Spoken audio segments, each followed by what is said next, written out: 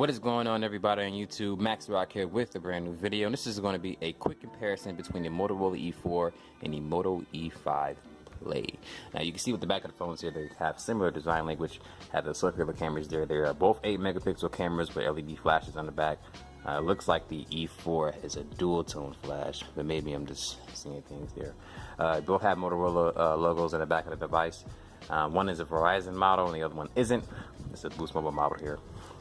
Now on the top of the phones, you can see that they have headphone jacks on the right side. On the top there has the noise canceling mic on the top of the E5 Play. The noise canceling mic is on the back of the E4.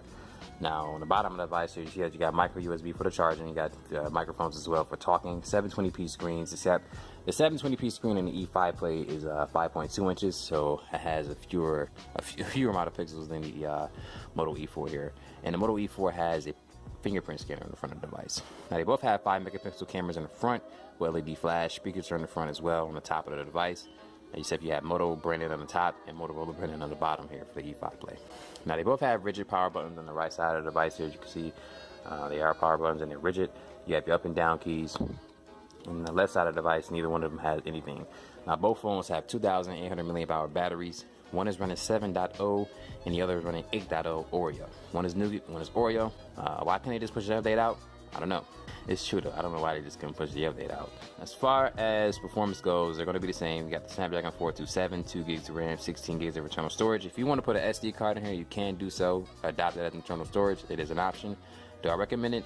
I wouldn't do it only because I feel like it slows the phone down. So keep that in mind. It may slow the phone down. But overall performance here, in my experience here, the E5 Play is a pretty good phone. It has 8.0. It has features in it that you're probably not going to want to go back to coming from 7.0. So that's probably one of the main things it has going for it. It has a little bit bigger screen, but everything else is pretty much the exact same, except there's no fingerprint scanner. The cameras are similar as well. The 8 megapixel cameras.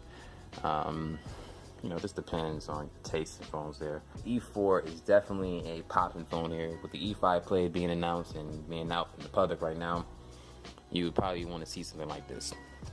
So when it comes to overall size, yes, the E5 Play is a little bit bigger. It has that bigger screen. The only thing different is the actual screen size. Everything else is the same. I'm not going to say the exact same because I'm pretty sure some components are different, but everything else is the same.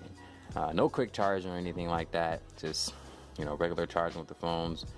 Nice, pretty screens here. So when it comes down to it, what's going to matter is the fact that it does it have a bigger screen? Do you want a bigger screen, or do you want Android 8.0? It's pretty much the end all say all, if you ask me.